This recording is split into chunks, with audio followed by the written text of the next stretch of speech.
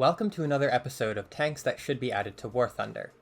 Today I have a few American tanks, but also some Canadian ones that could fit in either the US or British tree. Without further ado, let's dive in. First up is a light tank to go between the Chaffee and Walker Bulldog, ideal for rank 3. The T-37 was a follow-up to the Chaffee. First commissioned in 1946, the Army sought a replacement for the Chaffee that could serve in a reconnaissance role. Due to poor funding, it wasn't until 1949 that 3 test models were presented for evaluation.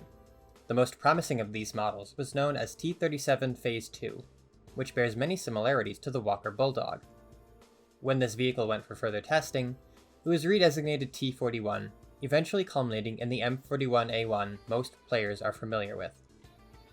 These prototypes were fitted with a number of features that would not make it into the final production model. The Phase 2 turret featured both azimuth and elevation stabilization, while the Phase 3 turret added an autoloader as well as a stereoscopic rangefinder and ballistic computer.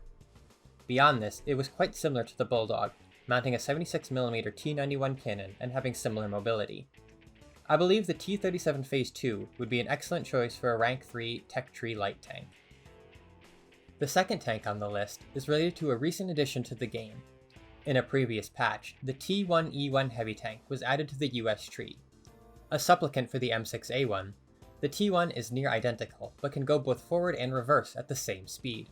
There was one more family member of this tank, sitting between the 76mm and 105mm variants. During testing, the Ordnance Corps believed that the proposed 75mm gun would be lacking in firepower, and a version with a 90mm T7 cannon was produced. This gun platform was found to be satisfactory, although by then the program had been cancelled. Nevertheless, a T1 with a 90mm cannon would seem to be the fully realized potential of a mid-war US heavy tank on par with the Tiger I, and I believe this tank would be a great fit in rank 4 of the US tree. Ideally, it would sit at 5.7, as it's far too weakly protected to be on par with the Pershing. Continuing our theme of upgunned tanks, another highly sought-after design is the Sherman 90mm. Built by the Chrysler Company, this single prototype Sherman saw the turret of an M26 Pershing installed in the turret ring. Though it obviously did not see production, engineers seemed to be able to do so without major issues. This would function very similarly to the M36 platform, but trade speed and gun handling even further for complete armor protection. Despite its capability, I don't think this tank would be suited for anything higher than 5.7, as the best parts of the Sherman, speed and stability, would not be present. Going to the opposite end of the spectrum, medium tank T6 would serve as an excellent option for the US medium line. The T6 was one of the first models of Sherman, more accurately a heavily modified M3. When the Army began designing the successor to the M3, this was one of the simplest and most promising designs. The hull was modified from the M3 and a new turret was produced, also mounting the M3's 75mm M2 gun with a characteristic muzzle brake. The upper hull of this design was a single large casting, and featured a single overhead hatch for the driver and machine gunner, and a second hatch in the side of the hull. Both of these features were eliminated when the M4A1 was designed. It would not be difficult to implement this tank, and it would serve as both a unique piece of history and an excellent addition to the US tree, around 3.3 in rank 2.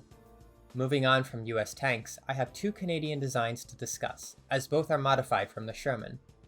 Logically, these would go to the British tree, and the 2 I think are most deserving of them. However, I also enjoy having the M4A5 in the American tree, and wouldn't mind these as premiums in the US tree as well, as they are more directly produced from US tanks. These 2 tanks are the Grizzly 1 Cruiser and Grizzly Firefly. Canada produced their own tanks after the fall of France, taking the form of the Ram based on the M3 Lee. After the M4A1 began production, the Allies agreed that the new tank was superior to the Lee, and production of the old design was cancelled in favour of the Sherman. Canadian armoured divisions were to be equipped with tanks built in Canada, and so the Grizzly was born. This tank featured only minor changes compared to its brother, mostly in pioneering tools and radio sets, but did feature Canadian-style tracks which did not use rubber, also necessitating a change of drive sprockets. Eventually, it became apparent that US production would be sufficient for the Allies, and production of the Grizzly was changed to the Sexton Mobile Artillery Police. The Grizzly 1 would play identically to the M4A1. A few Grizzly tanks received modifications for training in the form of a 17-pounder, though none saw action. Both of these tanks would be ideal choices for the British or American trees, even if they would not shake up their playstyles. hopefully you enjoyed a look at some of the potential additions to War Thunder. I always enjoy these World War II era vehicles and hope one day to see them in the game. If you want to see more videos like this, leave a like and subscribe down below.